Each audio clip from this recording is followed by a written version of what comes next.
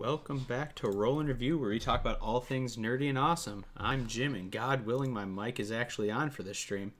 I'm actually about to go check, so. Just in case anyone missed our Roll and Review show earlier today, my mic was off the whole time, and cannot be seen ever again. That sucks. You missed a beautiful argument between me and Alex, which I will eventually win the $5. I'm actually about to go check. I can hear you. Oh, perfect. Great. So, can anyone remind us where we left off last time? I killed something. We just got on a cave. We just got back to the town after we finished that dungeon and treasure. Yeah, pretty much. I mean, That you're hoarding all the things.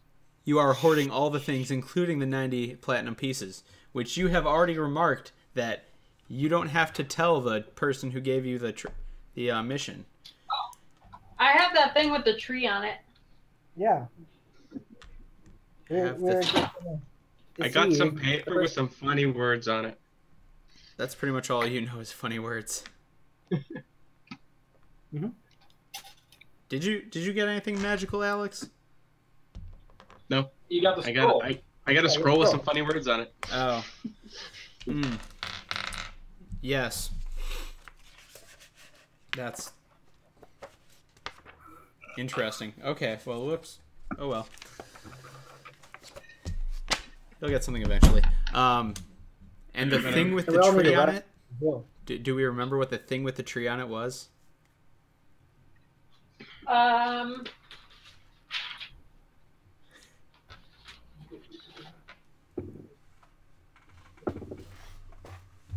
I just remember it was perfectly halfling sized. Was perfectly half. No, I don't remember what it was, but it had a tree on it. Fantastic. We're still level 6, right? I do believe so. Yes. Well, wonderful. I was really banking on you actually having written that down because I don't remember what it was.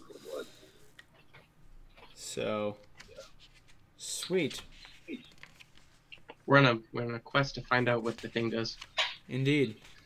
Which will probably just mean I go back in time with the wonders of saved video and listen to what I gave you. Yeah. And then once we find out, I can do that right now. you can. And once we find out, write it down. My headphones are going on. I am paying attention, but I just need to be able to hear. Absolutely. So you guys made it back to town safely. You did a long rest. You went out, slept 8 hours, and came back to town. Get all of our stuff back. Yeah. So you got to turn in. You got to come back to that woman and give her her stuff. Oh, yes. All right, before we go, do we want to keep some of this on the side for us, or do we want to tell her everything we found? Depends how honest we want to be. That sounds very dishonest, and I think you should do what the nice lady asked you to do. Okay, Vlad, and you?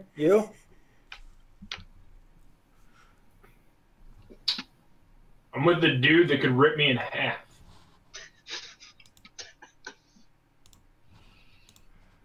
I totally forgot to do my normal introduction today. So I totally remember that.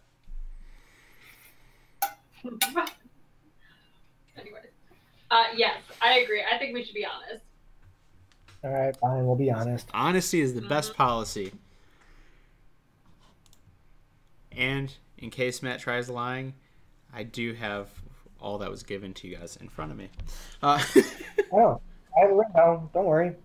90 platinum, 1,000, 1,100 copper, 9,000 silver, 2,400 gold. Indeed. And again, the comment was, in case of your lying. Yeah, well, I'm not going to. Well, I'd have to make a deception check, I believe. But You would. So you guys remember where this woman had parked her cart, where she had kind of set up shop before. Be very easy for you to go back and find her and give her the stuff. yeah, and I give it all. Wonderful. So when you guys walk up, she sees you and says, like, "Oh, you're back. Did you find the treasure?" Yes, we did. Was Not it? harder than you thought it was. Ooh, what'd you have to do? Way too much. Did Wait. you have to do a lot? I mean, did you run into any? We Like, lost one of our fellow adventurers. Bought what? 2 giants. what was that? Bought 2 giants. Oh, Bought this like fire animal, The fire snake. fire snake. What indeed. about this demon, yellow sludgy? Fire very much. Yeah. Stopped a I know it was a cult devil. Sorry. resurrecting a evil thing and killed the devil evil thing. I cleaned a statue. He cleaned a statue. and she looks at you and goes, "I don't remember you from before. Was he with you before?" Yes. Well, I'm just gonna sit there and wave. I like how Mike just goes, "Yes, he was. Do you want me to make a deception check? Yes." Yes. Thank God. I'm good at that. I'm glad you're good at that.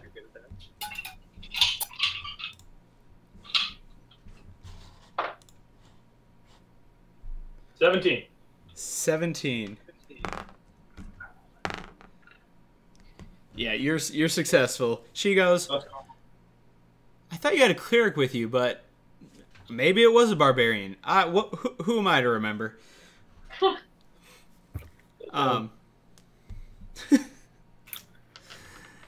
So Matt gives over all the stuff,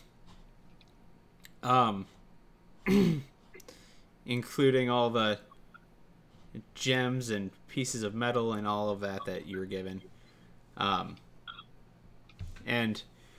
she kind of just takes stock of it all. and we get 15% of that, right? Yeah. And so she will give back to you 165 copper pieces, 1,350 silver pieces, 14 platinum pieces, and math. Because I just had to add something else to that. 410 gold pieces. And how much silver? 1,350 silver pieces. Divided by 5. And she looks overjoyed with all of this stuff that you have brought her. And you can tell she's like, she likes the money, but the there was there's cloth, like their robes, there's steel, there's a whole bunch of stuff that you brought back to her, and she looks really excited to make that a part of her collection to travel around and sell. How many gold does it take to make a platinum? It takes a certain amount of gold to make a platinum. Sorry. I so rarely do this calculation, so I actually have to. I'm look trying it to up. calculate how much each of us are getting out of this. And Jim, you told her what it did after the stream ended when we were still in the hangout. You didn't say it. Did I say what the name was? No, you just said a cloak. You were about to say it, and then somebody interrupted about platinum pieces. Huh. Sorry. I'm trying to figure out.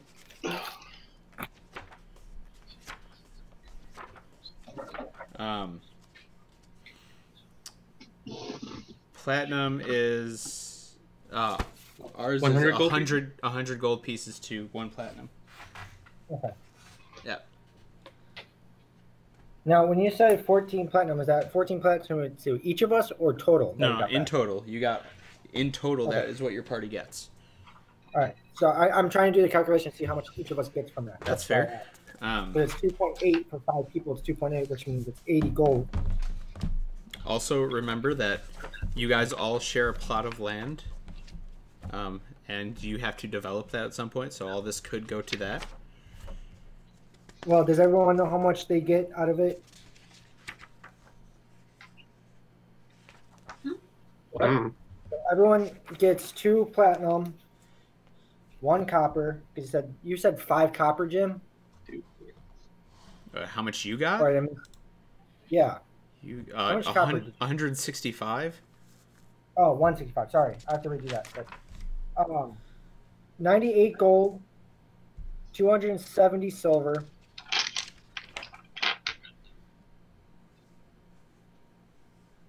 and 33 copper. That's how much Peter will get too. I took what we got divided by 5. Okay. So. Wonderful. I'm gonna take mine and I'm gonna go up to Tegan and say, I lose things. Would you hold this for me? Okay. Thank you. He is more than happy to watch that for you. I'll keep it separate. I trust you. You're my friend. Yay!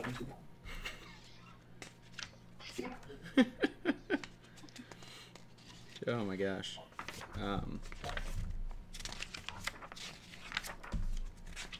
Man, I really wish that someone hadn't interrupted me in the last game when I was trying to tell someone something. Got 'ems.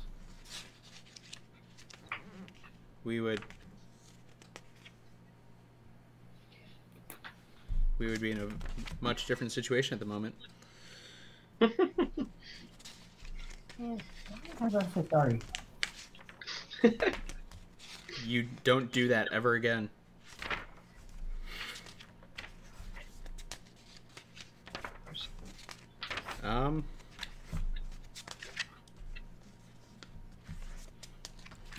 Alex, do you remember if I said what type of? I remember you tried putting it on.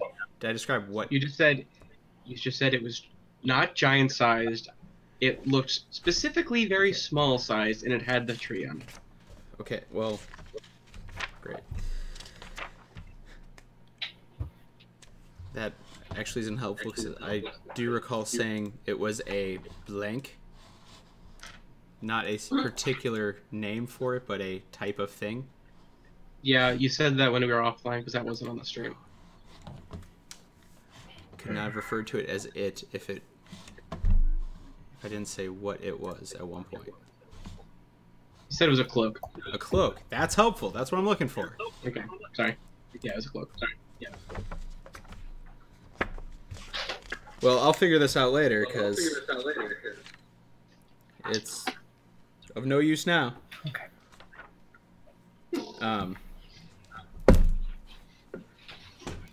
So, you guys have been in this town. You notice, people are more people are in this town than when you left. People are kind of returning here. Still, mainly tents and rubble, except for the keep. But you can tell people are starting to come back to their plots of land, are kind of cleaning up, and looking to rebuild this city. Yay.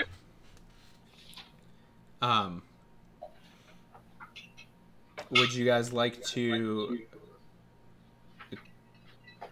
go find someone to develop your land, or would you like to go see what the keep has going on? What would you like to do? Big I'll tell- Go ahead. How large is our plot of land? It's not huge. It's generally the size would be the size of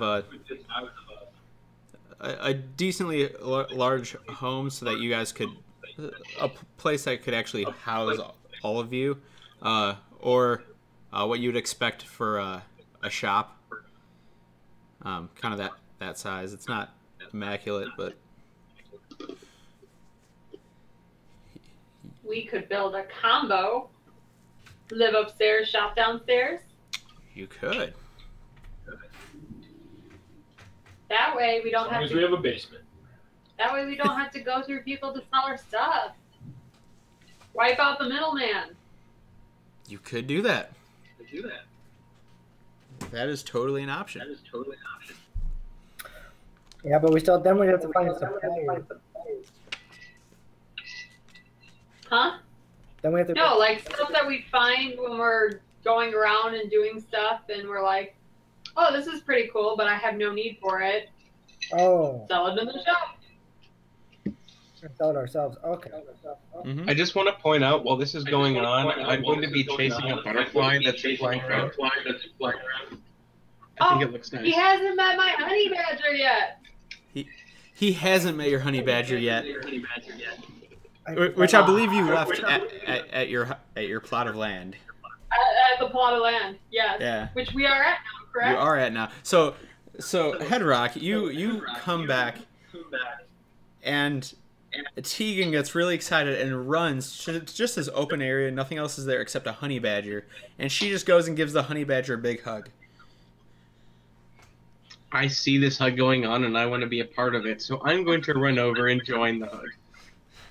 Now, are you going to go down on their level and hug them, or are you going to pick them up to bring them up to your level? No, this hug is now 3 feet higher than it was. Okay. Yeah, I'm gonna need a strength check for that. All right. It's going to be a 17.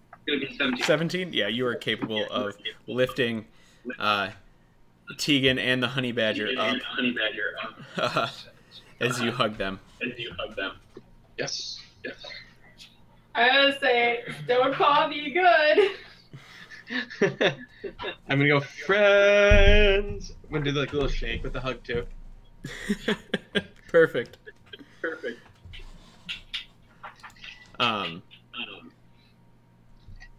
No, I mean, your honey badger's there and is excited to see you. He's playing around. Is there something particular you would like to do now here in this city? I'm going to pet him. Wonderful. That's not particular to do in the city. But I am petting the honey badger. Oh. Stop going forward. I'm petting this honey badger. yeah, you pet it. Great. Yeah. I know off the stream, but if I have somebody look at the sword and tell me what it was. I'm sorry. Oh, hold on. Mike, if you can turn down your volume a little bit, the echo is immaculate. Yeah.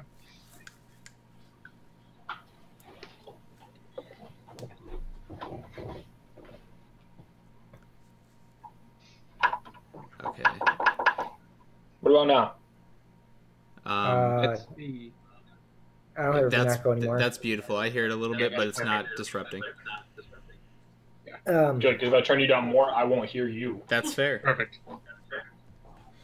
I know we talked about off stream. Did I have anybody look at the sword and tell me what it was? You can. Yeah, you can find someone to do that. I don't remember if I had anybody in stream. But if not, yeah, I want to find someone.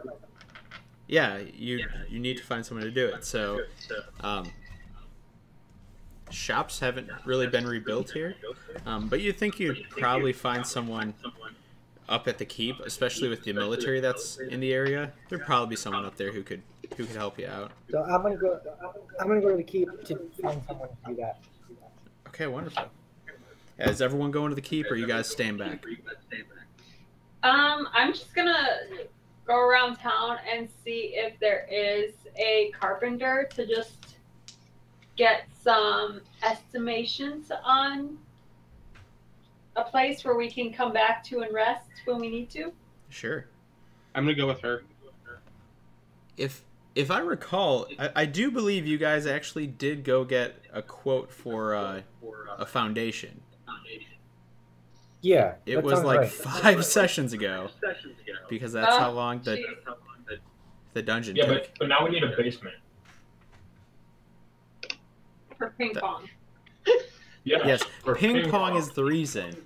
Huh? Ping pong. Can't even wink. In there, Mike's room.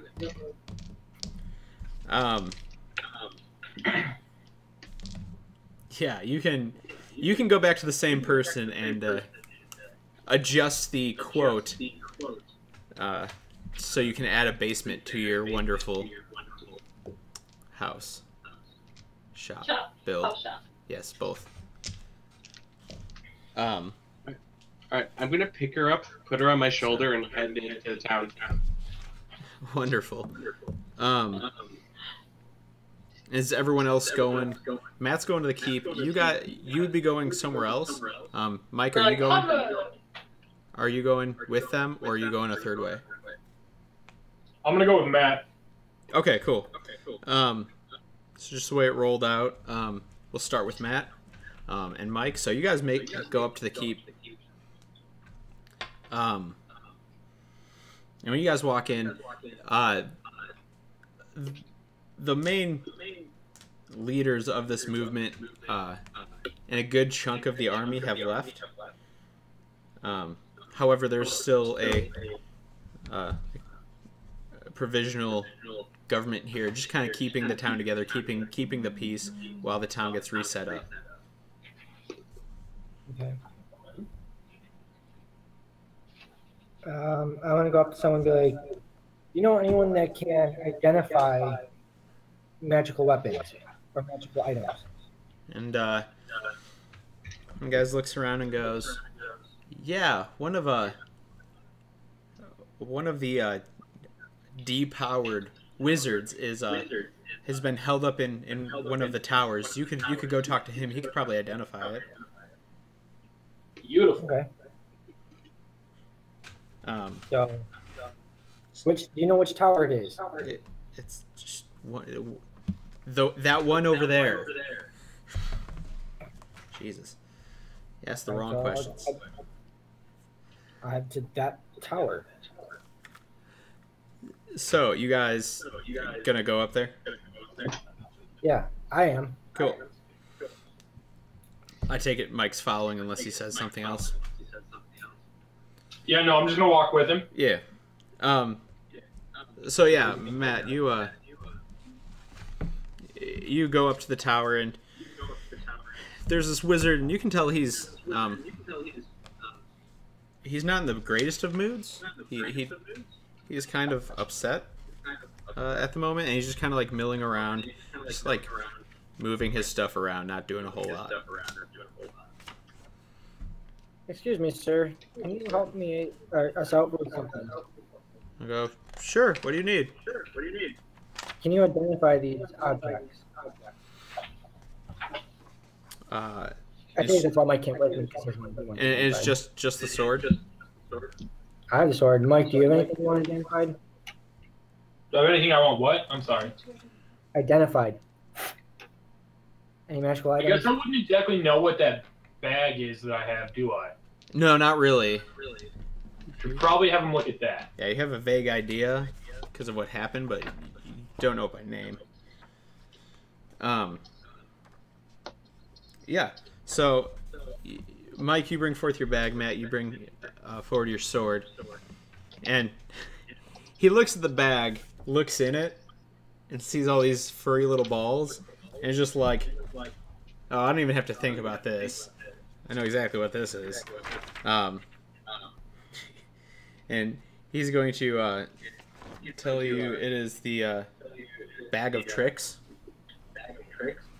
And it's clearly a tan one, because that's the color of it.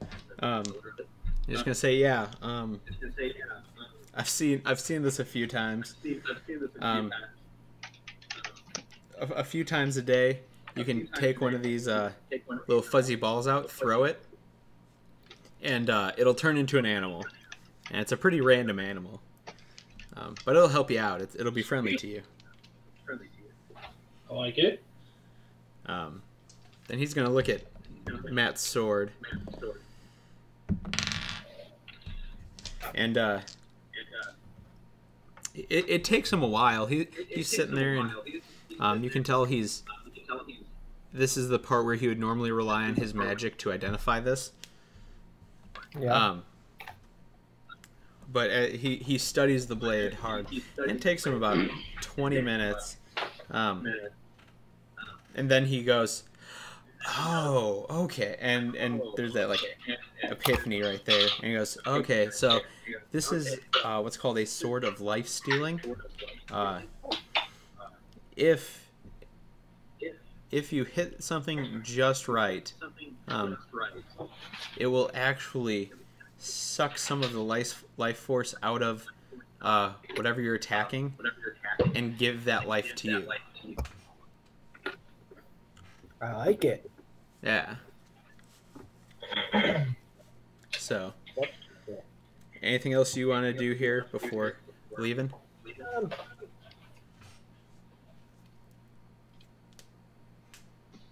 I'm looking at Vlad and be like, I'm gonna talk with Vlad in private real quick and be like, we should keep this guy around. Any other objects we ever find. How do you propose to keep him around? I don't know. We're really That's a lot harder than making someone disappear. I'm pretty sure by keep him around, Matt's assuming you're going to kidnap him and put him in your store. Oh, yeah, sound like that. I'm not saying kidnap. I'm saying hire him once we have a store. Coerce him. Huh. That's better. I like that idea. It's just a hostile takeover. MBD, I guess. I am the captain now. You follow me. I am the captain now.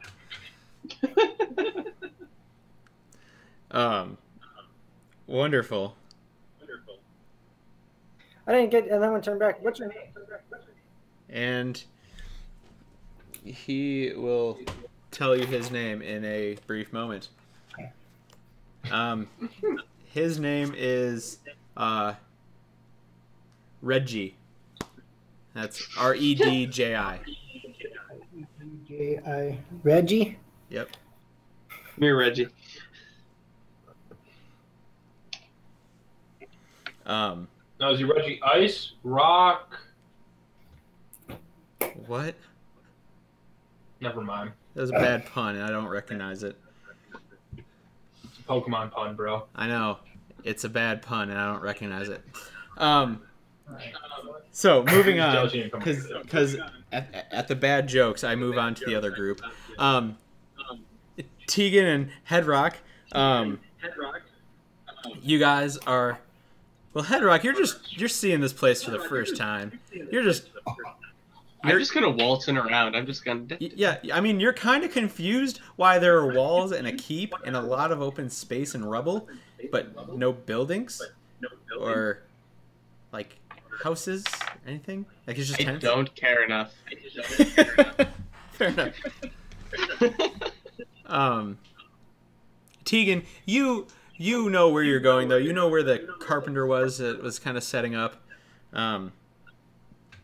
And do you find your way back to him, and he sees you coming and goes, "Oh, I remember you guys. You had that big party with the cleric and the Mr. Wolf and stuff guy, and Let's be honest, he's pointing up at this point. no, he's pointing. He's remembering Tegan. I'm on his shoulder. Oh, that's right. He's pointing up. And he goes, and I see you have found a new friend. We did. Hence, we need some adjustments to our original quote. Okay. I mean, do you need larger doors for him? We're going to need larger doors, a few taller ceilings, and a basement. How do you feel about putting in a basement? I mean, I'm capable of adding a basement to your building. That's not an issue. Okay. I mean, nice, cool places to store lots of stuff, like a wine cellar you could do, or whatever you want to do down there. Yeah. Wine cellar, extra bedroom just for random visitors.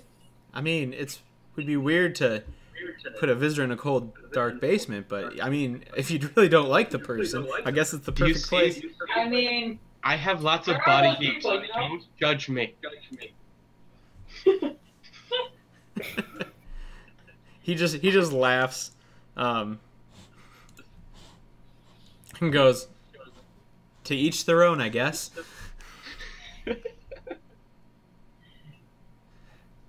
So,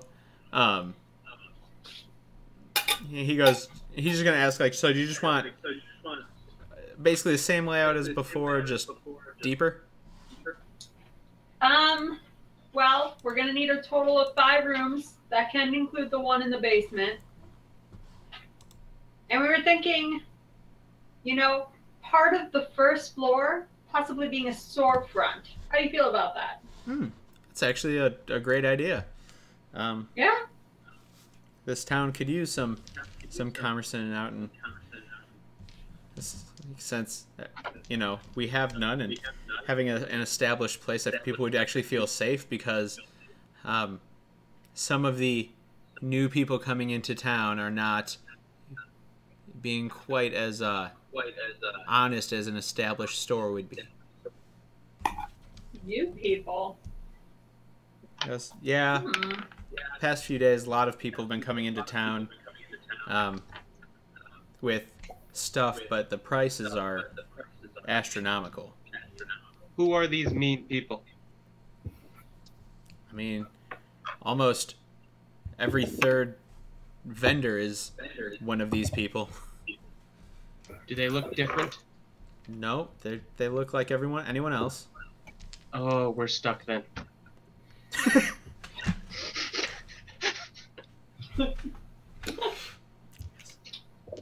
Because, I mean, you can run them out of business if you're setting up a store. Possibly. What kind of stuff are they selling? Just random trinkety things, or Everything from food and supplies like that to weapons, because there is an air of people here wanting to be able to protect themselves, especially after the bugs that were outside the gates, what happened to this place before that with the those magic people. And so everyone wants to be safe. I'm gonna whisper to Tegan, they're bugs and magic people. Why are we here? to save the regular people from the bugs and magic people. Are we heroes? Yes. Yay, this is fun. Secret heroes. Shh. Okay, shh, I'll be quiet now. Fantastic. Okay. You secret heroes, you. So proud of my secret heroes. Okay. Oh gosh. So, does he have, just a general estimation for us? Yeah, he's gonna take his time, and he wants to give you an actual price and not guess it. Okay. But looking around, and he he says it'll probably cost you about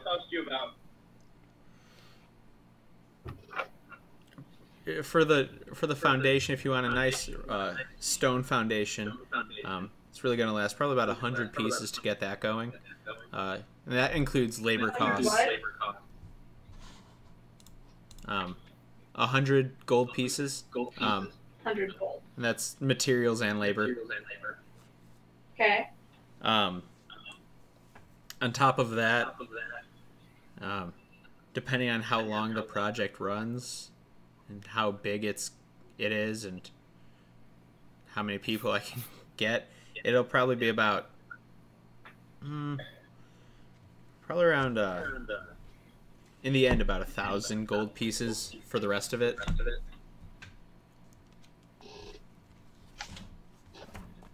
So we're thinking 1,100 gold total? Yeah.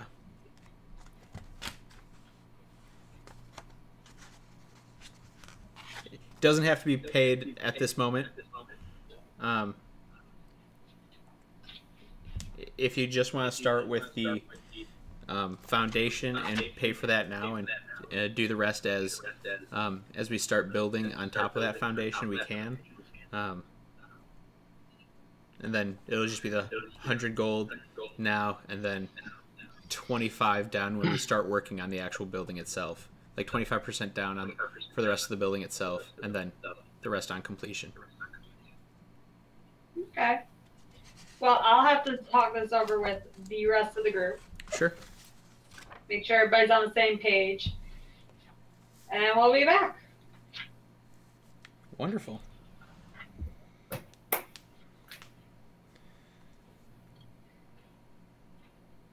So you're going back to the to your plot of land. Yeah. Okay. Yeah. And you other guys, Vlad and Commander Wolf, you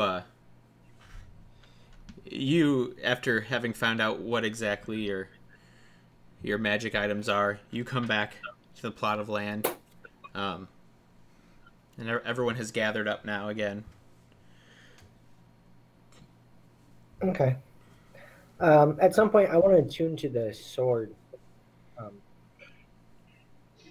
So Yeah, it'll take about an hour, but you can do that. I want to tune to it. Yeah. I don't need to attune my bag, do I? No, your bag does not require attunement. Sweet. Tegan, just for the record, you have a cloak of protection, which does require attunement, so you can do that now too if you wish. Okay.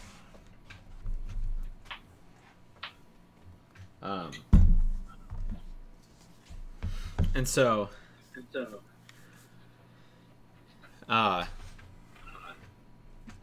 Vlad and Headrock, you don't have anything requiring attunement. So while they're doing that, they're taking that hour to be with their new magical thing.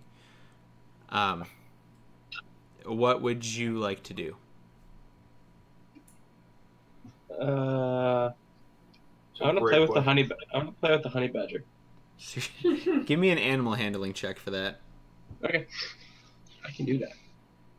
And I actually have a positive thing because I'm proficient in animal handling. Oh wow! I know. So proud of you. I had the foresight of thinking that this was going to happen. I only got a 12 though.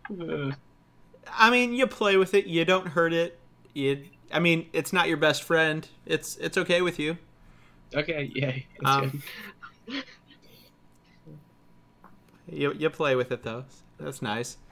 Vlad, what would you like to do? It is daytime. You might want to go someplace, so you don't have to keep Well, I have like my covering mask, yourself. like- Yeah, I mean, it'd still be more comfortable for you to go inside somewhere and take off your mask. Is there a bar or a tavern? There is no bar or tavern currently built. However, you do know that the main hall in the keep has.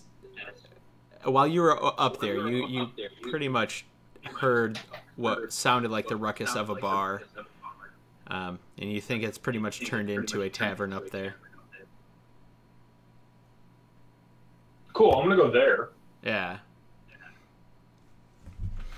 So you walk back up to the keep. You walk into you walk through the main doors, down the hallway, open the big double doors, and what looks just to be this makeshift tavern, and like furniture is all over the place. I mean, it literally looks like some of these tables are just like wheels that people put legs to, and like just put a piece of wood over the top so that nothing fell through the spokes. I mean, it looks like they basically ripped apart a bunch of carts to make like the bar and the tables and chairs and all that. But there's quite a few people in here. Okay. You know, because these are downtrodden people. Indeed. Safe assessment. Could I attempt to how would I word this? Steal from them. No. Use magic to kind of smooth out all the wood. Make it look better. You can attempt to. I mean, yeah. I don't think these are the kinds of spells that come in the spell book. Yeah, no, not really. This Smoothing is spell. conversational magic question. Yes. You know what? Yeah, give me an Arcana check. Let's see if you can just use some raw magic ability to kind of shape up this place. 12. Nope. You start to. You're working on one of the tables, and like you can see that the piece of wood that's preventing things from falling through the spokes of the wheel starts to kind of like become one with the rest of the wheel, so it just like looks nicer, and then all suddenly you get excited and a little lightning bolt arcs out of your hand and hits the table and starts on fire a little bit. Oh jeez. And people put it out, and it looks a little bit better, but your storm sorcerer ways poked through. It's not rustic. Yeah, it's an antique. It has a story. Character. Yeah, it has character. That's what I'm looking for. Well, now my guy's gonna feel a little bad, so I don't know. Can I go like be the bartender? Can you go what with the bartender? Be the bartender. Be the bartender? Sure, you can go be the bartender. There's like one guy that's back there, and like there are a bunch of people in here. He's running around just trying to get drinks from the kegs that are just sitting behind the bar, and there's some bottles out there, but yeah, you can go help him out. Can I try to put on a show? Yes, that is what I was hoping you'd do, because I need a performance check. Baller.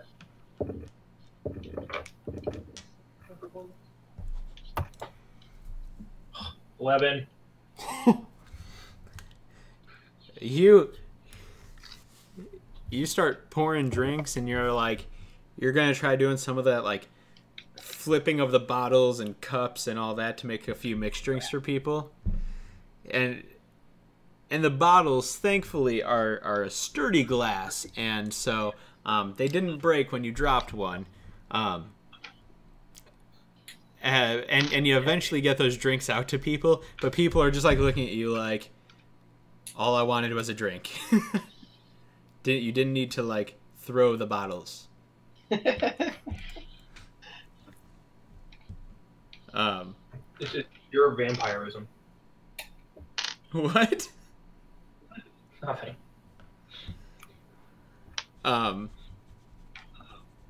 Perfect. So yeah, Mike's off doing that while Alex Headrock plays with the ferret, or not the ferret, the honey badger. Honey badger. Sorry, somehow ferret got in my head. And while the two of you attune to your magic items. So that's happened. Mike, you're still up at the keep. The rest of you know where Mike went. He let you know before leaving. Would you like to go join him? I don't remember where he is. Oh, perfect. Yeah, once I'm done tuning, I look at Headrock and be like, "Do you want to go for a drink?" Sure. All right, then follow me. Okay. And I'll ask Tegan if she wants to go too. Yeah, might as well. All right. Take the half a pint. Half a pint. I'll take her other half. And that's how friends are made. Perfect. Yeah. So you guys make your way up to the keep. You missed the debacle of Mike or Vlad trying to fancily perform to make drinks. Instead, you just see him hustling behind the bar, getting drinks for people, serving the people. I'm gonna go to the one who's not Vlad and just go up and say, "Big one." He's going to see your chest, because that's at about head height for him. His eyes are just going to get wide, and he's going to look up to you. Just be like, yeah. Ale? Sure, and little one. I'm gonna try to Tegan, climb are you up on the his shoulder still? Or are you on his shoulder again? I don't know, am I? Does she? Do you want to be? Sure. All right. Yes, she is. And yeah. So he looks up, sees Headrock's face, and he says, "Big one," and then he says, "And a little one," and he turns and sees you just like sitting there, just smiling. I'm gonna look at the bartender and be like, the irony is the fact that the big one's for the little person.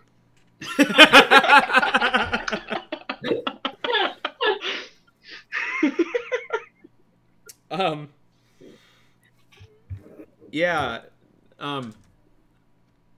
He looks at so he grabs a mug and he fills it up about 3/4 of the way and tries handing it up to Tegan. I'll bring it the rest of the way up. Yeah. And then you see him go under the bar and pull out this giant it's basically a pitcher that they would like serve to a table.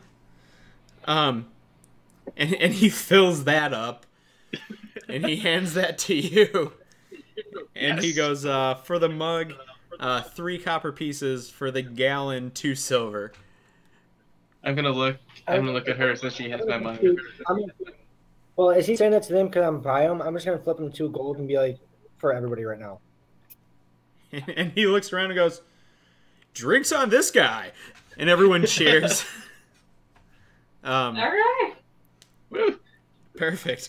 I'm gonna see if I I got can 10 just gold drink for anybody this. to drink that guy under the table. Which Hey. one, the big one or the one who's flashing all the cash? The one flashing all the cash, obviously. Oh, even better. I'll go. I can. Not you. I was totally gonna allow that too if he really wanted to. Yeah, no, there's a pretty he is quite rotund man that steps forward. And he looks at you, Mike, and he goes, "Aye, I'll take him on." Why am I the one getting killed? Matt, what kind of D&D game would it be in a bar where I don't challenge somebody to a drinking game somehow? Except he's serving, so he can't drink, so he has to make someone else play. I know, but I'm saying, how did I get volunteered for it? All right, let's do Because you tried to keep the platinum from the nice lady. I did not. No, I gave it to her. So, Under protest. Fair enough. Matt, Yeah, I mean, these drinks are covered by your 2 gold. This isn't an issue. I know. That's why I knew something was We're going going to do best of 5 here. Who can roll All right. higher constitution saves wins. Oh, good. I have a good modifier for it. I'm glad. So let's just roll the All right. first one.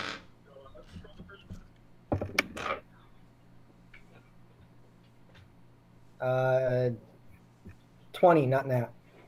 Oh, no, I'm sorry, 19. Sorry. Yeah. So this guy takes it down faster than you and just burps in your face as you're finishing. Yeah. You do finish. Yeah. But he seems wholly unaffected by this. Oh, yeah. And so But during this is going on, I want to drink mine and ask the bartender for another one. yeah, Because they're doing a drinking contest, but I'm drinking pitchers right now. you're drinking along. No, I'm probably beating them since I have a pitcher worth. Yeah, it's a gallon worth of beer versus a Yeah, pint. you're beating both. Yeah, you're beating both of us. I mean, these Yeah. guys are literally chugging. Are you chugging your beer? I'm just good at it. I'm just gonna try to see like an ability if I'm just good at drinking. You're not deliberately trying to drink that fast. You are drinking No. quickly, but Okay. you're not keeping pace Okay. with these guys. Well, within the rounds, like after round 2, I want to refill on my gallon. Yeah, that's fine.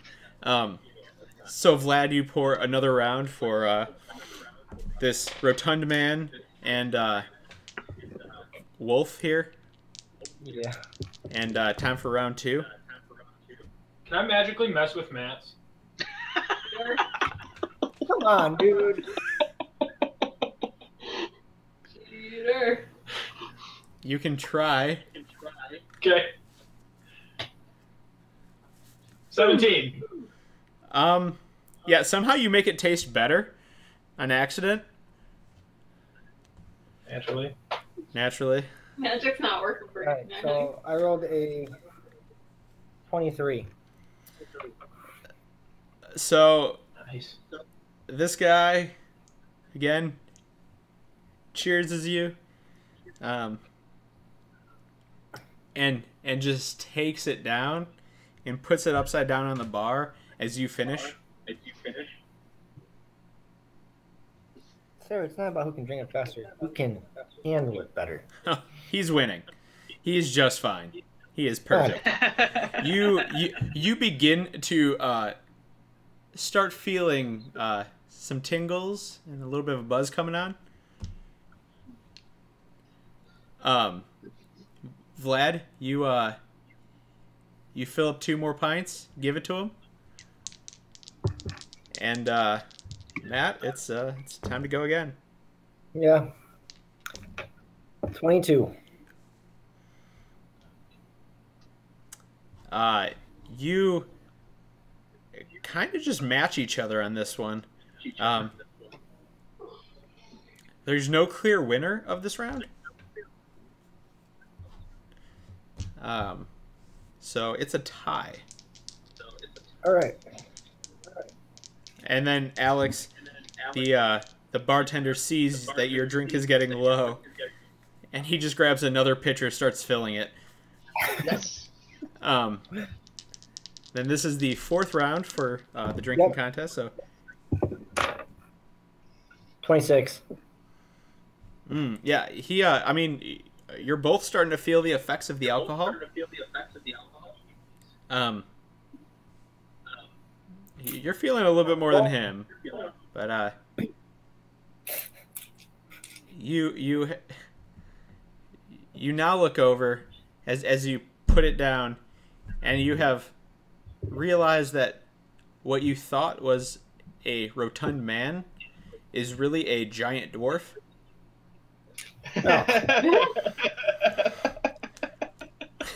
Get wrecked.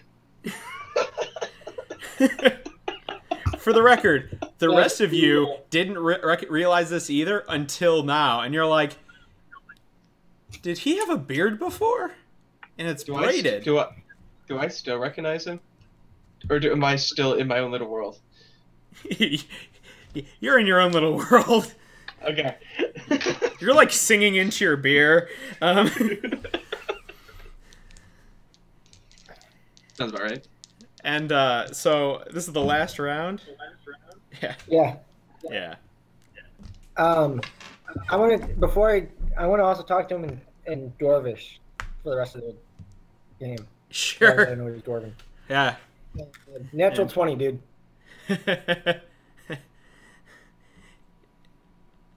That's fine. I mean, you win this round. But he smiles at you. But he's a god, dude. And he goes, "Aye, laddie. You can hold your liquor. I like that."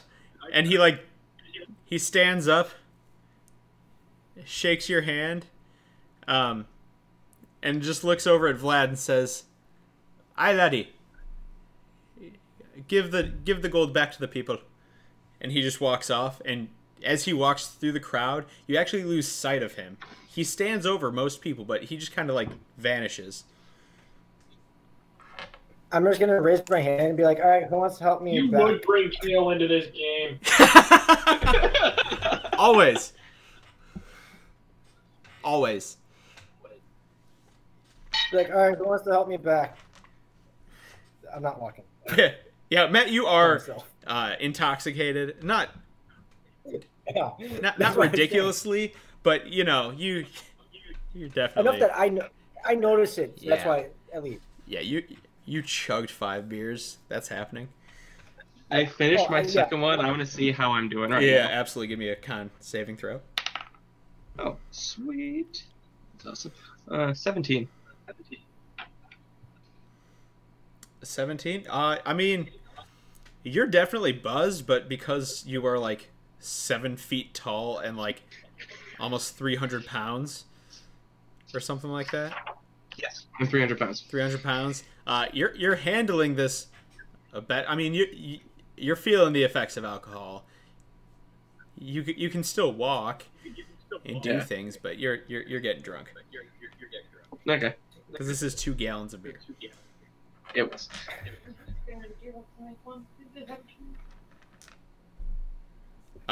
Okay, Vlad, like next time you do the drinking game. Okay. Vlad's Don't like, forever can drink me under the table. do you really I want to? would, but I'm 2 gallons in. Wait a minute, you know what gallons are? Yes. Maybe. Only when it involves alcohol. If you gave him 2 gallons of water, he would have no idea how much that is. But if it's beer, he knows exactly how much that is.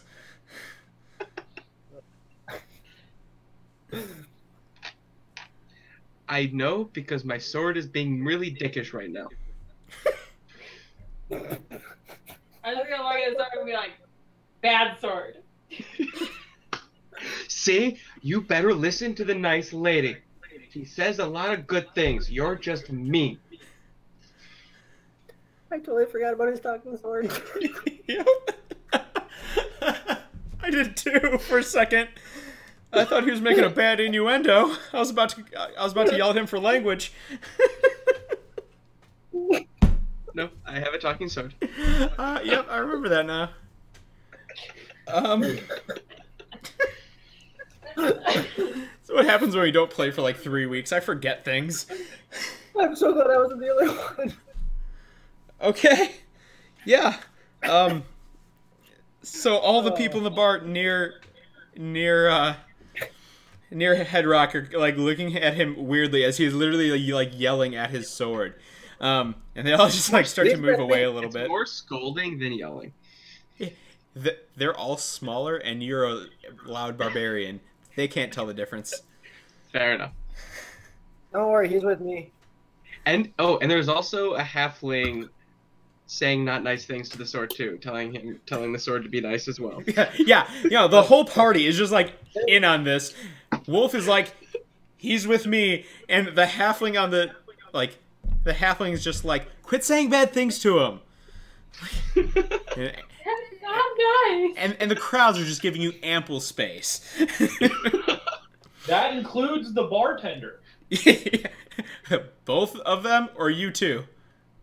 That's what I meant by the bartender. Like, I'm going to slowly step away. Yeah, everyone is like, okay, come down to the other end of the bar. Wonderful. I'm just gonna ask for some water at this point because I want to sober up a little bit. We don't serve that here. Yeah. Vlad and the other bartender look at each other. Vlad says, "We don't serve that here." The other bartender goes, "There's a well outside." Well, guess I'm having more ale. All in.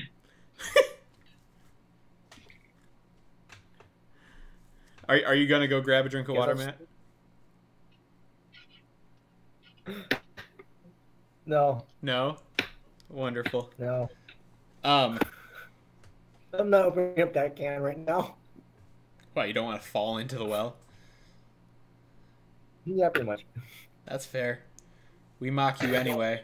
Why wouldn't we mock you about that? Wonderful. Any more heavy? So, all of you, you do notice there is a group, in the corner who's hasn't been a part of any of these festivities.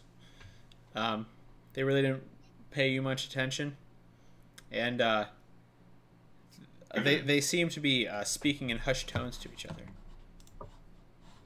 Mike, yeah, Mike. I mean, you go over there as the bartender that you are, and you go to take some orders from them, and roll me a perception to see if you hear what they're talking about as you walk up and leave. Nat 20. Seriously? Nice. About time. I see everything. Yes, seriously. Everything. What do you see, my friend? I see everything. So you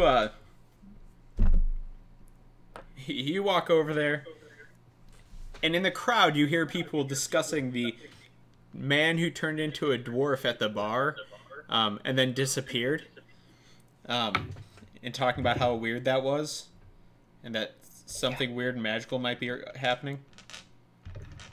But then you get closer to these guys, and you start hearing them talk of. You hear them say something about, like 1 o'clock in the morning tonight, and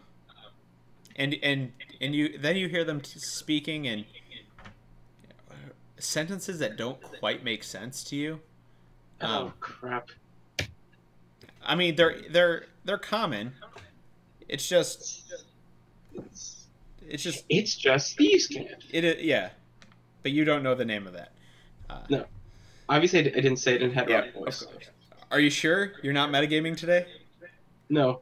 I this is not my first D&D game in like 2 months, so I'm a little bit better now. So yeah, Mike, you kind of lose track of what they're saying behind like these veiled coded sentences, and they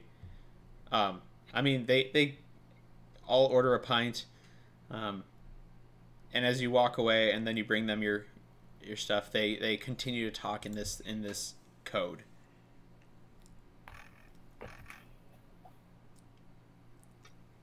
Okay. Can So, oh, sorry. no, you're fine. When I get to the bar, Yeah. I'm gonna carve some small symbols into it. Okay.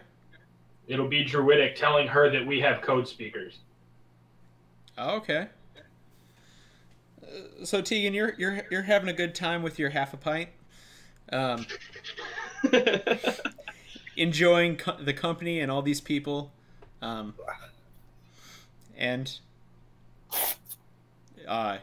all suddenly you see Vlad walk up to the bar, and as he's setting out drinks, like the drinks to take over to that group, you see him carve into the bar druidic symbols saying that we have code speakers. Okay. I'm gonna where he brings these drinks because I wasn't paying attention before. Yeah, of course. Just to see like who is actually speaking it. Yeah. So as Mike goes back, or Vlad goes back with the drinks, you notice the guys in the corner. You don't recognize them as druids, so they're not using that kind of code. But give me like an insight check as you're looking at them. Did she Can get I off give my you one shoulders, too, or since I'm did she just starting them? direct me over there? I'm sorry. Alex, what was that? I said, did she get off my shoulders? Did she just direct me in that general direction? I assume she just No, turned I'm and just looked. watching right now. Yeah. Okay. So she's still on So your she shoulder. just turned. Okay. Mike, I'm what kind did of you say? facing not the bar. Insight. I said, since I'm the one that like picked up on it, do you want me to make an insight check too, since I'm far closer than they are? Yeah. Yeah, you can too, but especially Kiel, because she's like, she was looking at them. Yeah. I only got a 10. All right. I mean, I'm just gonna conversate with Alex while this is happening. yeah, you're drinking with the Goliath. Yeah. Mike, what did you roll? 17. 17. Kiel, you know they're not druids, and pit of your stomach, because of what you know, Mm-hmm. you don't have a good feeling about them, but you can't place it on something. Mike, you as you're coming back, you hear the talk, and while you have not decoded this code, you do kind of start putting it together that these guys are unsavory, at least, especially as you're walking up. You do spot a few daggers on each of them. Okay. So.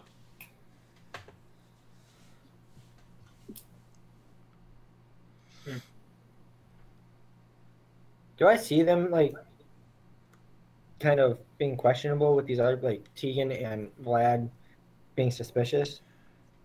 No, Everyone knows it, I mean, you're not really noticing. I mean, okay. he's I know I'm intoxicated, but yeah. I was mean, wondering. you wouldn't have picked up anything from what he wrote on the bar.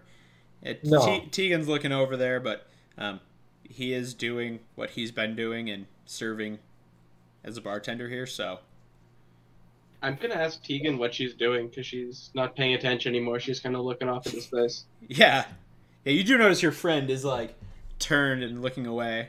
I can feel like this pull on my head every now and then as she keeps her balance as she's looking away.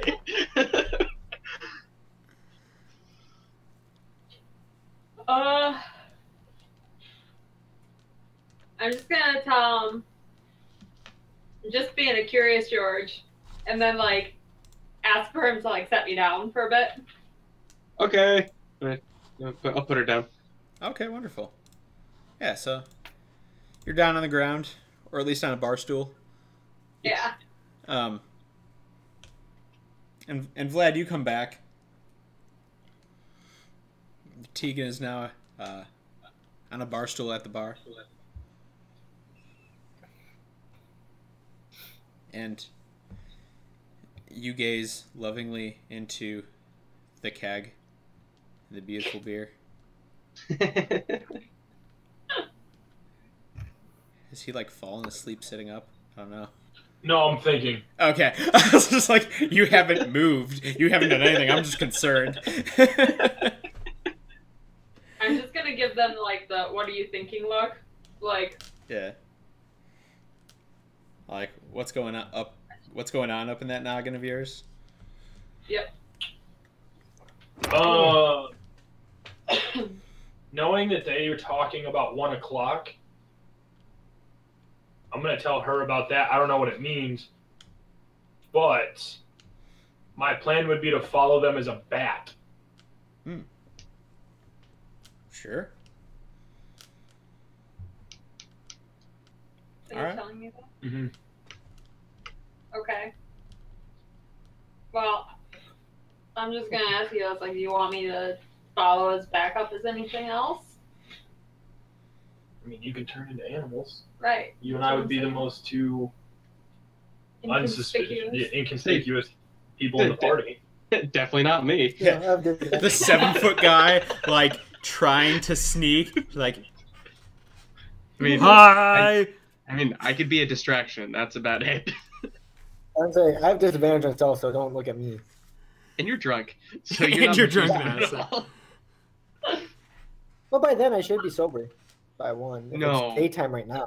What time is it now? It is in the evening. So you'll have, at best, you'll have only a gigantic headache, so you wouldn't be much use. Oh yeah. I know. You have had quite a bit to drink. I'm gonna talk Headrock and be like, "Did you see that guy? He was a dwarf. He wasn't that What? when I sat down." What guy?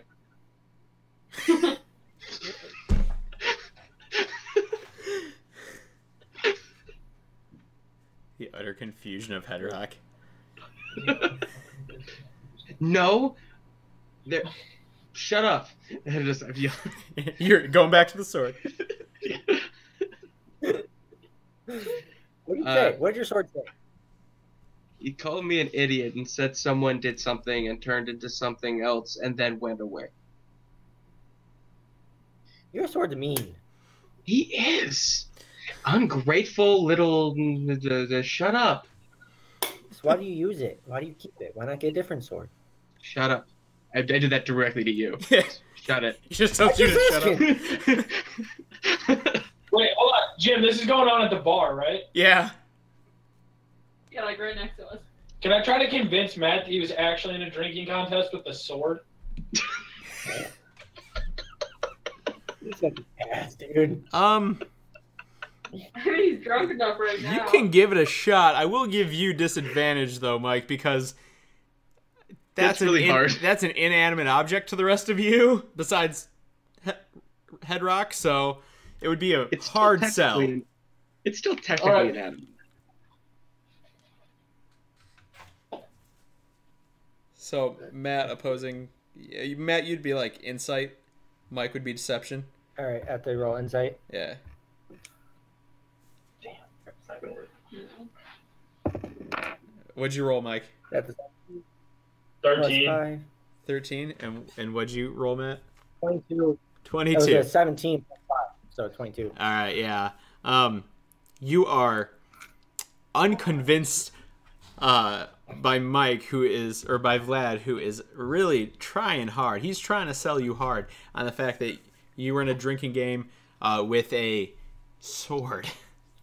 Sure. You're like, a guy sat down, and a dwarf walked away. You just don't know what happened in between there. Okay. Yeah. Right after this happened, they're gonna hear me go, "No, you shut up. This is your own fault." That's it. Okay. Anyways, Everyone's just ignoring the. yeah. Since I'm a little drunk, I'm just gonna ask again. So I don't understand why if you don't like your sword, why using it? I don't know how I'm gonna react to that actually. That is interesting. I'm going to get up and storm out of the bar. So he just gets in a huff do? and just walks out. So wait a minute, be like, Oh. what the? When he does that, do the guys in the back corner look at him? Oh yeah, 7 foot tall, 300-pound guy goes storming out of a bar. Everybody looks. Perfect. I'm gonna turn into a bat. Okay. And kind of just fly up into the rafters and wait for them. Sure. So, I guess I should go. Do I have to do like a stealth check to make sure nobody saw me? yeah, probably should. Good call. Will it be advantaged? Yeah, I did make quite a ruckus. Yeah. No, it'll just be normal. Because everyone would hear flap, flap, flap, flap, flap, flap, flap, flap, flap, flap, flap.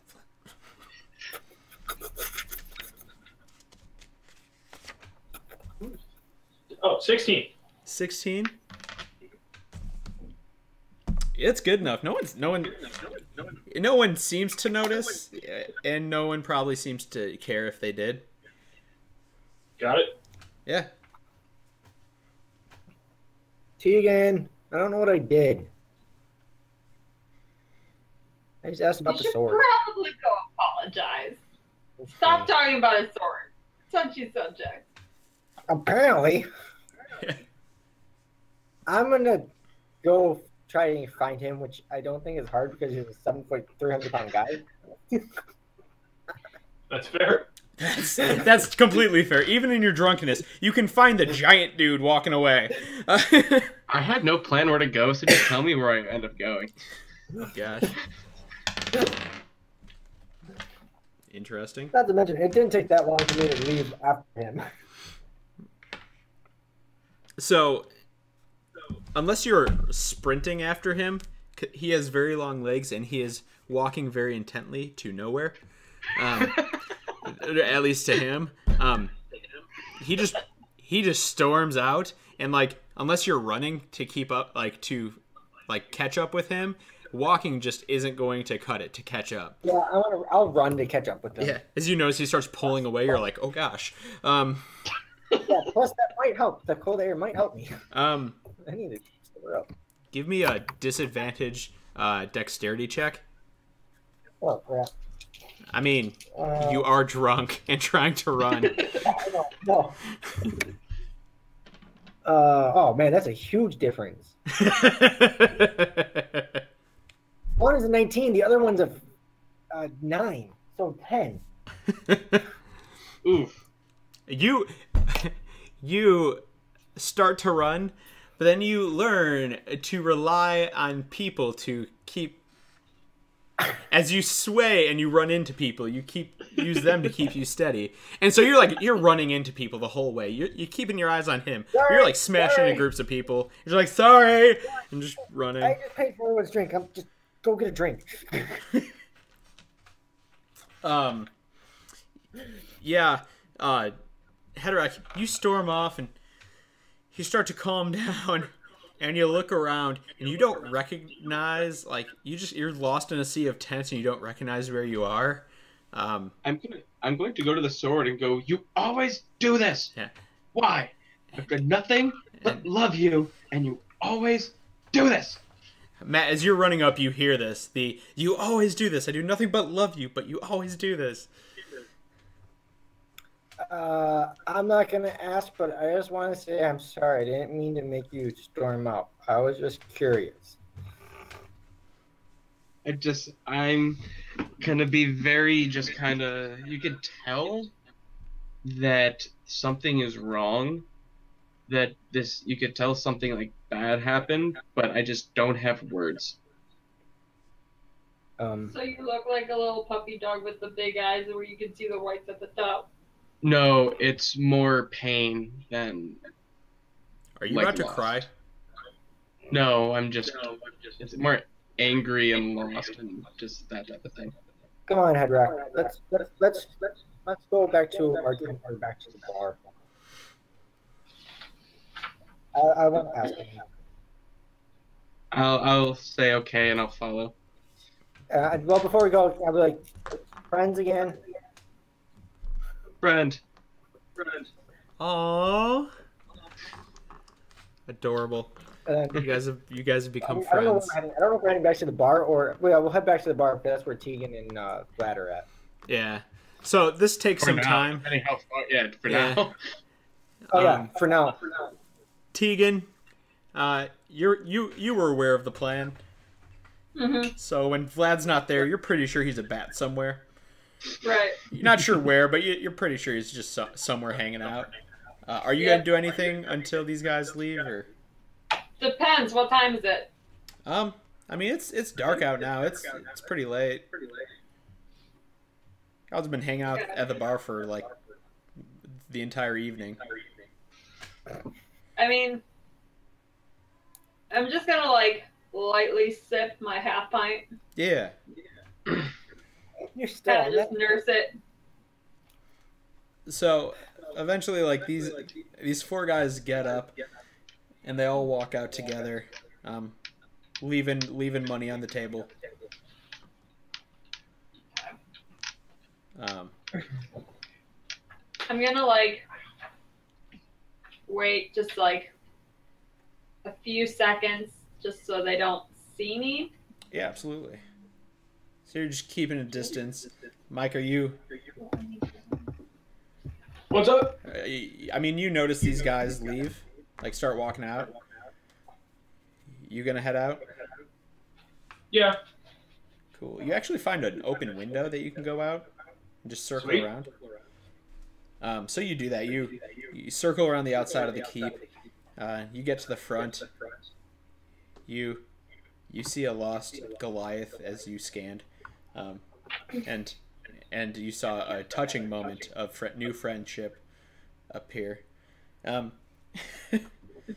But yeah, you see these guys walk out of the keep, and keep walking. You're just gonna follow. Follow it. A random question. What's your random What's question? Sidra doing? Sirdred? What's Peter's character? You haven't. Sirdred disappeared. Remember? What? It's been a long time. Matt asked where Sirdred was, and Sirdred disappeared, and Headrock was in his place. So, Deirdre is Oh, that's right. Deirdre is currently questioning reality and what is going on. pretty much. He told me from an astral plane. Perfect. So, yeah, you guys head back to the bar, and as you do, you see this group of guys walk by you, and you see, Tegan, give me a stealth roll to see if you can avoid being seen by them. Ah, Crap. Here's the problem. I'm gonna use my inspiration point. You do have that inspiration die. I do. I'm gonna re-roll that one. That's a much better roll. This was, what was it again? Stealth? Stealth, yeah. 17. Wonderful. So you're successfully sneaking behind these four guys. Matt and or Wolf and Headrock, I want you to make, or just tell me your passive perception. You wouldn't be looking for this 15. halfling. 15's your passive? Okay. Oh, mine's a 9. Oh yeah. Neither of you see the halfling sneaking from tent to tent behind these guys. Okay, cool. I'm so glad I did not see her. I know you would. Yeah, I know. Being drunk, I was like, I was probably gonna say something. You like Yeah. it'd been bad if I saw her. Perfect. So Tegan, you're sneaking by, and like as you're hiding, you hear Headrock and Wolf going by, talking about friendship, and you hear a little voice from an ethereal plane going, "No, they can't be friends." It sounds like Seirdred's voice. Oh god. Because Seirdred texted me, so that was happening. He texted me too. That's a real plane. As soon as I round the corner, I'm gonna like quietly transform into a cat so that I can more stealthily follow them. Absolutely, yeah. It makes it super easy to follow them. And give me perception.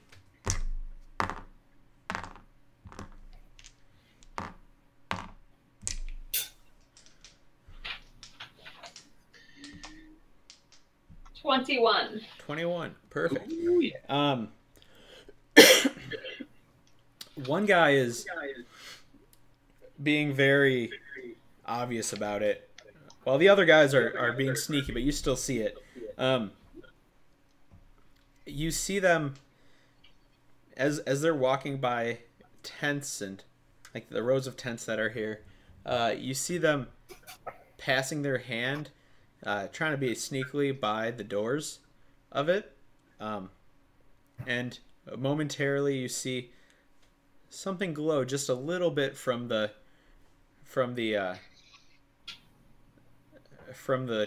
tent where their hand went over. It's some sort of symbol, and the symbols change a little bit.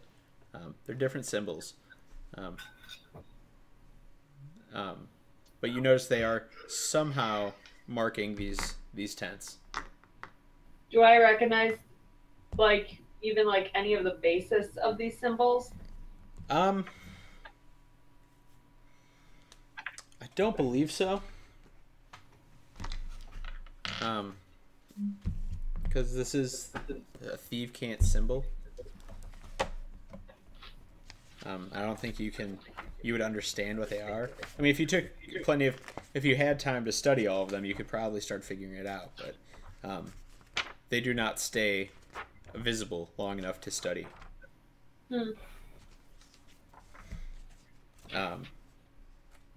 Mike, Mike, give me a perception too. Since you're following along. Nat 20. I mean, you know exactly what, like, you don't know what these symbols are, but if you were asked to draw the symbols for someone who did know, you would be able to perfectly replicate what each of these symbols is. Sweet. So yeah.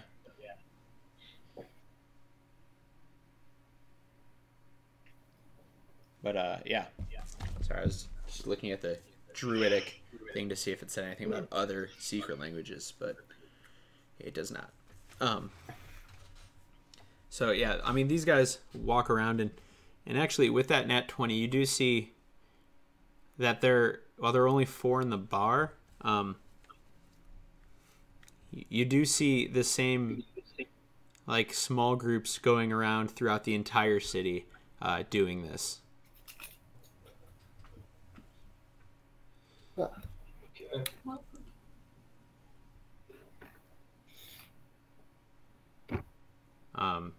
And so you guys keep following them, and as the groups have pretty much made their rounds, you can tell that they're all the groups are like, they're not converging all at once, but they're all passing by the same location and touching the same tree as they walk by. and then they go off in their own separate directions. Okay. Are you staying with that group? I'm gonna go fly to that tree. Mm-hmm. Yeah. Absolutely. I noticed he's doing that. I'm gonna kind of stick with the group we were at just to see if they continue on. Okay. But keeping in mind the location of the tree. Yeah. I mean, as you follow them, you notice they just start chatting, and they find they find their tents, and they just kind of get into the tents, and you see them extinguish their lamp, and you assume Did they're they going put to sleep. a symbol on their tent? Huh? They did not when they came to it now. No. Okay. I'm gonna walk back to the tree then. Yeah, Mike, you're obviously first at the tree. Give me like an investigation check. We're checking this tree out. Nat 20. Oh my gosh! Stop it! Mike, stop it! Right there. Yeah. Stop it! I'm watching the roll too. I trust Mike. And you. Like, I'm pretty sure you're not lying, but Nope. No. stop it. None of us lie, dude. No. No. No. No. So you fly down and you turn back into Vlad, the vampire. As you start investigating this tree, and you notice there's a kind of a seam in this tree where the bark kind of curves in on itself, and you notice there are little slips of paper stuck in this crease. Can I try to get them out? Yeah, you can.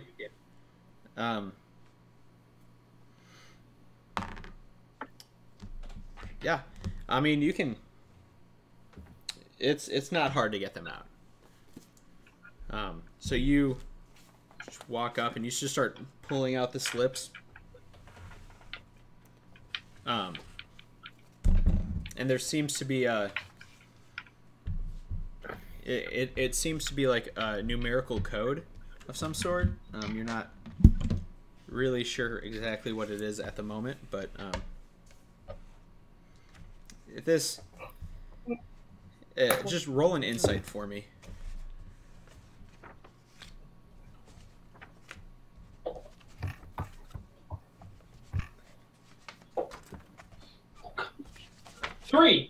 Three. You don't know what the use of these things would be. You're just not sure. It can't be good, but you're not sure.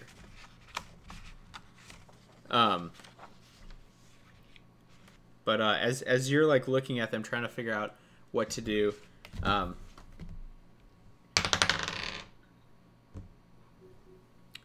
what is your armor class? 17. All right. As you are looking at these notes, you feel this dagger graze you on your side for 2 points of damage, as this black masked man just tried to stab you.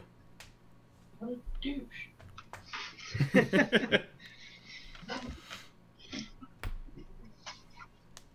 I think it is proper time to roll initiative.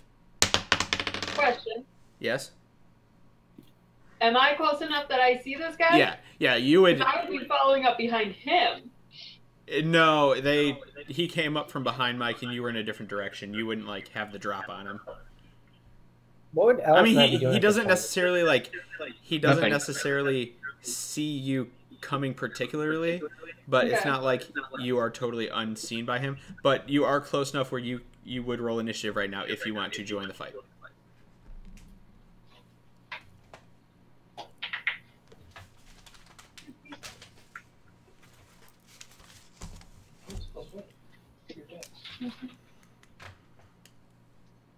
3. Yep. No, that's all. We both have it.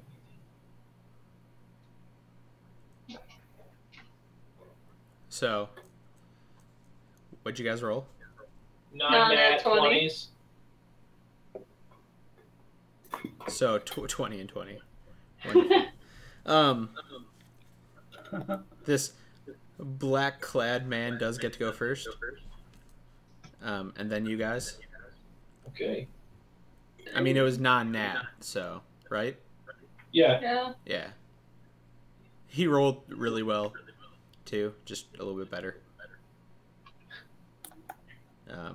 So, shoot, where's the coin? Oh, right, I moved, so my coin isn't here. Roll again just to see which one of you goes first. Michael. All right. So he's gonna get the chance to hit you again. Yeah, and he'll hit you again. But actually stab into you for 5 points of damage.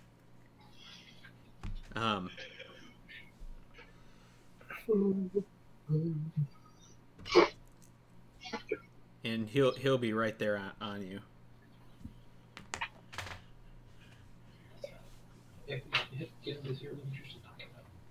So, Mike, it is your turn. Yes. You guys ready for this move? As soon as I find it in the book, because it's one of the new spells. Oh no. You ready? Ready? Yes. So I'm going to cast Snillock's Snowball Swarm.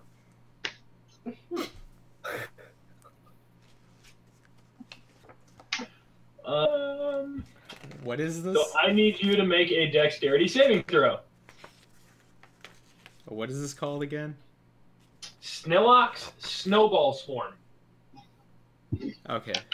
So a dex saving throw? Yeah. Math. There we go. I love how I can type in SNIL and that's the first thing that shows up in Google. Fair enough. That would be a 16. Tie goes to the attacker, right? No, tie goes for whoever's rolling. So, Oh. a tie, if it was you attacking and you making an attack roll, tie would go to you. He's making a dex saving throw, so he has to meet or exceed the DC save, so it goes to him. Dang it. I mean, he still takes half as much damage. Yeah, but I would rather hit... Oh, shoot. I thought it was 3d8. This is a terrible spell to cast right now.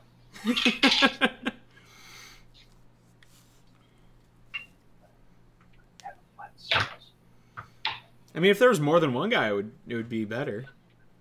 Since the 5 foot trust me, radius if there was spare. more than one guy, it was a whole different spell coming. Oh, I know. I know exactly what it is. I gotta get that book. It only takes 5 points. Only 5? Okay. He can take 5. Alright, then Kiel. But, Oh, not yes. done yet. Sorry. I cast a spell, which means I can fly up to 10 feet. You So I'm going to can. back away from this guy and get 40 feet away from him. That's fair.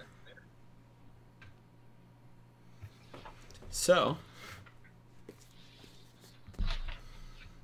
you back up. Kiel, you literally just see a bunch of snowballs flying around and a couple hit this guy. Doing a little bit of cold damage to him. But he just, and you see Mike go flying backwards away from this guy. Okay. I'm gonna cast Spike Growth. Okay. Like, pretty much centered right on him because we're both 20 feet away from him, right? Yeah, roughly. Well, Mike's further now, but Right. yeah, you're at least 20 feet away. Correct. Yes. So I'm gonna send. So he's gonna be in the center of this thing. Sure. What does he have to do?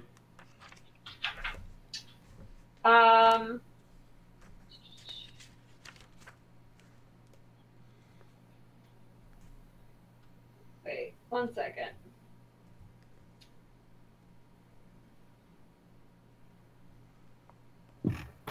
When the creature moves into or within the area, it takes 2d4 piercing damage for every 5 feet it travels.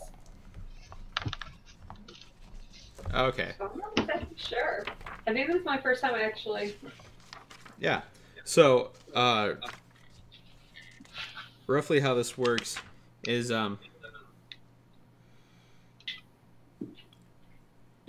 basically, so like it surrounds him right now. Right. 20 feet in any direction. And while he's okay now, like since he's not moving, he's fine.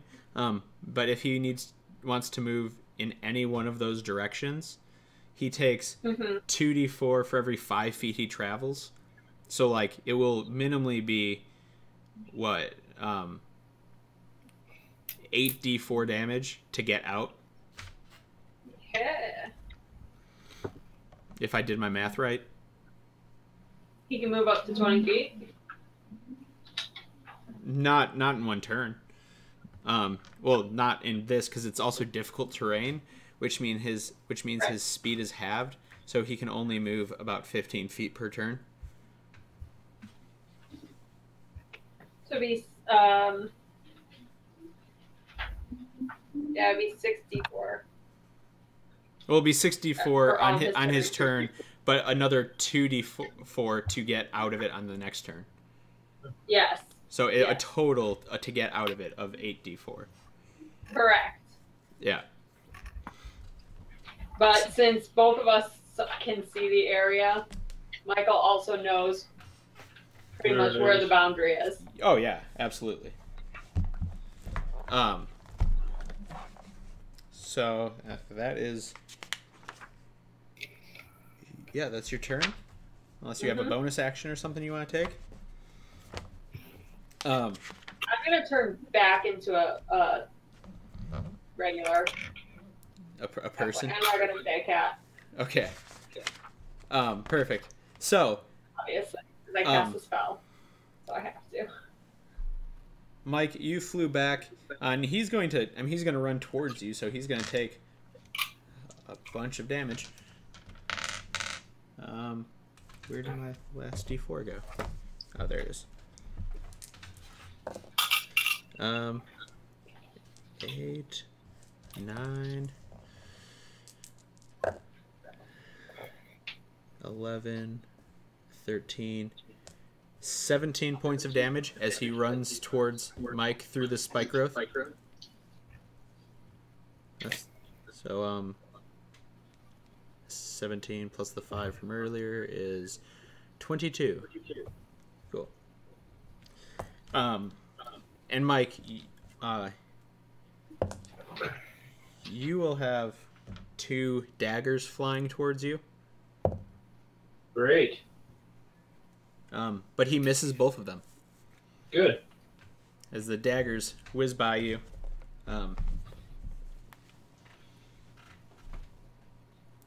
And it is your turn. Well, he's going to have one come flying at him, but it's made of ice. Yeah. Okay. And I might cast Ice Knife. Sure. Which is... Frick, I did not hit him. Which for... Guessing a 12 doesn't affect him. No, a 12 does not hit him. But it still blows up. Yeah!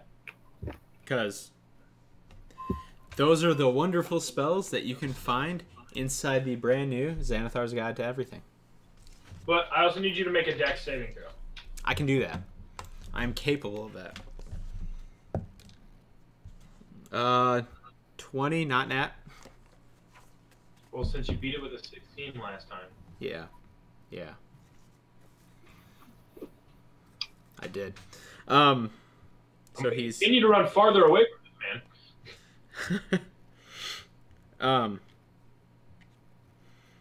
So he is going to.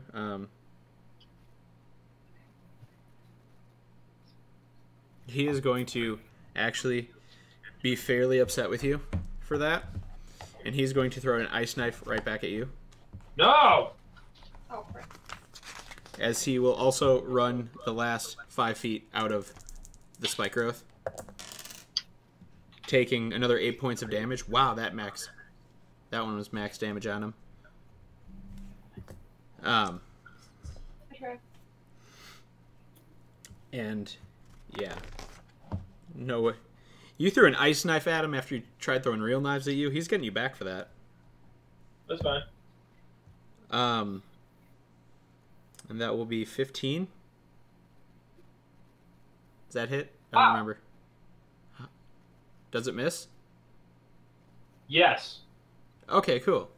Then I just need your dexterity saving throw. 16. 16 doesn't hit you either. So, Eventually, you guys will see what Ice Knife does. So, Tegan, you're watching this. Ice Knife's flying back and forth. It's your turn. You do know she goes after me. I'm right? well aware. Okay. Tegan, it's your turn. So yes, you did. I'm all messed up now. Yep. Oh crap. I really don't know if I want to get in the middle of this. You know, in the middle of this. Jeez. Okay. I'm just gonna give Michael an easier target and cast Entangle, and hopefully that'll wrap up his arms too, so he can't throw anything. That's fair. Yeah, so what exactly does Entangle do again? Grasping weeds and vines sprout from the ground in a 20-foot square starting from a point within range. For the duration, these plants turn the ground in the area into difficult terrain. You have to cast you must do a strength saving throw or be restrained. All right. He can do a strength saving throw. 19. Yeah, no, you're good for now. For now. I don't like that. He is... Well, just to fix things, because he technically already had his turn. Mike, you can go again. Sweet. Because I totally went out of order. I'm going to cast Erupting Earth. Sure. So I need you to make a dex saving throw. Not nat 20. Gosh, dang it. Stop that. At least they're not nat. Unlike yours. Yeah, well, get over it. Wow. Wow. And boulders happen. I'm kidding. So you'll notice he Oh my gosh.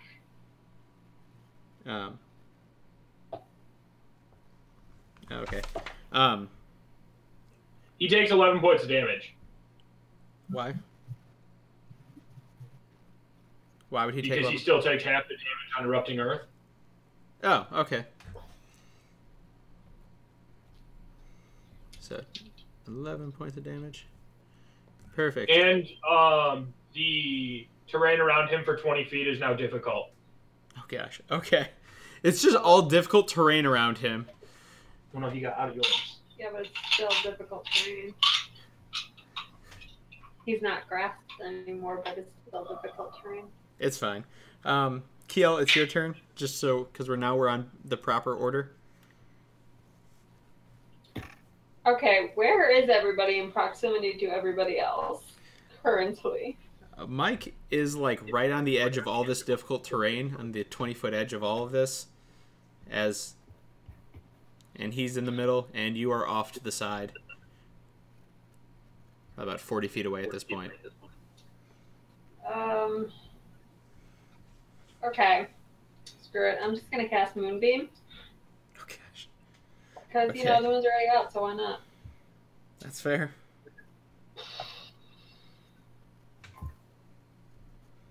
Yeah. Sure that, like, let's see here. It's a 5-foot radius, so I'm gonna make sure that it's hitting him, but as much between him and Michael as possible. You say a 25 or 5-foot radius? 5-foot radius. 5-foot radius. Okay, yeah. I mean, you could put him right at the center of that. Right. And it's still 15 feet away from Mike. Oh, okay, perfect. Yeah.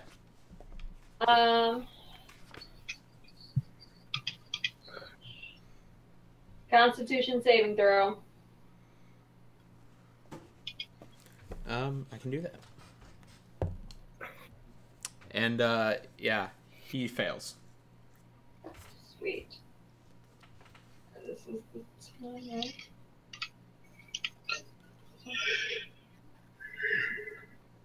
This one? This one? This one. Okay.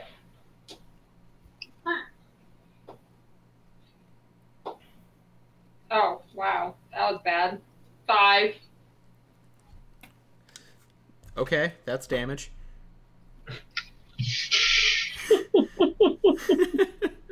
All right. I'm doing awesome, you guys. And now it's his turn, and he takes damage on the start of his turn, right? Yes. With what? Being in the moonbeam. Oh.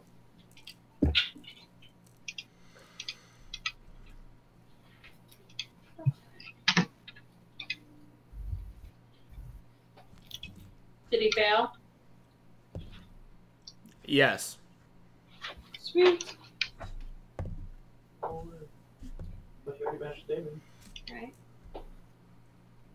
13. All right. Wow. Okay, that's better than the 6 from before, or the 5. Or Yep. wonderful. So he's going to he is going to continue to run towards Mike. And this time, though, he is not messing around. And so he is going to cast a wonderful, wonderful spell. If I can find in the book again, because I had it, but I've flipped between the new books and the old books so many times. And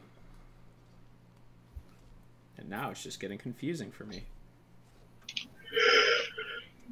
Where? Yeah, so, you notice this, a sphere of fire, comes flying at you, Mike. And I need you to make a dexterity saving throw. 10. 10. And that does fail. But particularly, this isn't heading for, your main body. This is actually heading for your hand that's holding these slips of paper. Okay. So while you take 7 points of damage, you notice the pieces of paper start to burn. Little turn. Now it's your turn.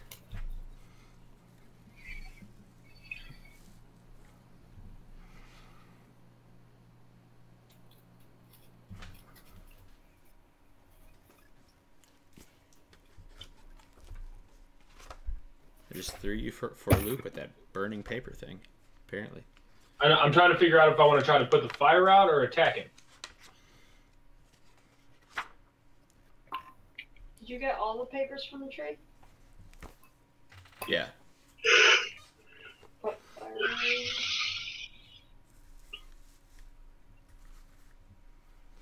Because then I open myself up to attack. Yeah, I'm gonna cast Ice Knife again. Okay. Throw it at him. 22. Okay, that hits. About freaking time. I'm very proud of you. Jeez.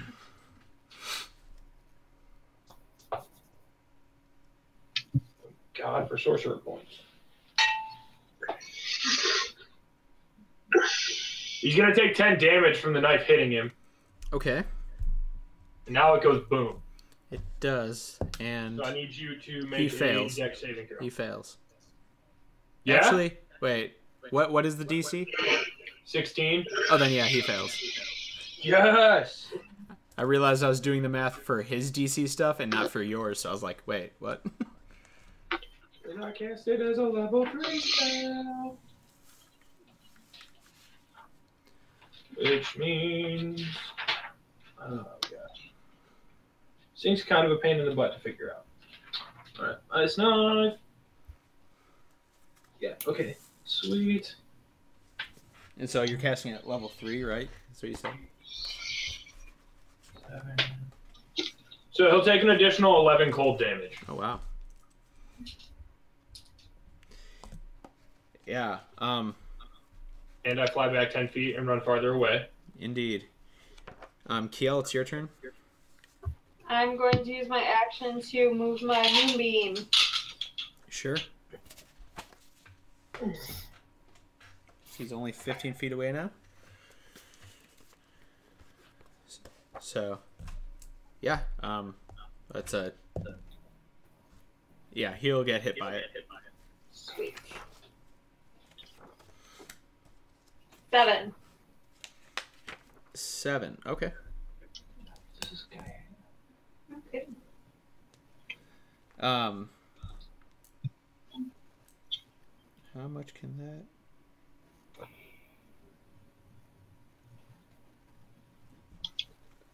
Okay.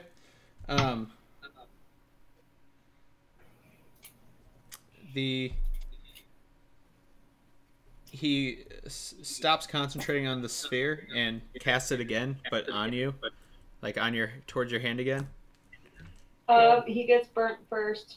Yeah, he does. Oh wait, you just moved Moonbeam. Does that take your turn? Your action, isn't it? Use an action to move it. Yeah. That's what I thought. I just wanted to double check, make sure I didn't screw that up again. Yeah. So he'll get burned again. That would be 16. Is that We take half damage. take half damage? Okay. 2. Okay. So the fire comes towards you, and so I need a dex saving throw from you, Mike. Oh, okay. 5. Yeah. So you'll take 11 points of damage, and the papers really start to burn. And then, as he stumbles out of the difficult terrain, you see a bunch of pellets drop from his other hand, and they explode, causing a huge amount of light and smoke. Okay. And I need you to make a perception. I need both of you to make perception checks. Now 1.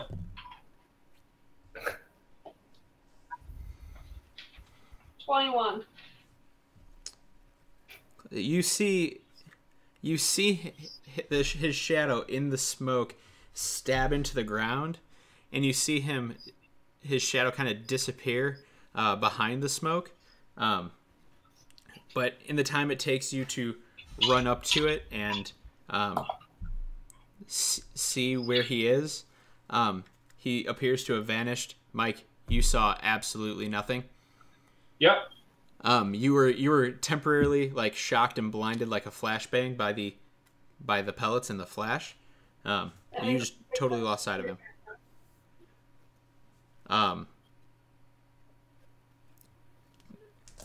The combat is over. Mike, those papers are still burning in your hand. If you want to do something about that. Yeah, I'm gonna try to put them out. Yeah, you can put them out. Okay. And then, Kiel, you run up, and you see a dagger stabbed right into the ground with a rolled up piece of paper, basically being pinned to the ground by the dagger. Can I read it? Yeah, you can pick both of them up and read it. And the note just says,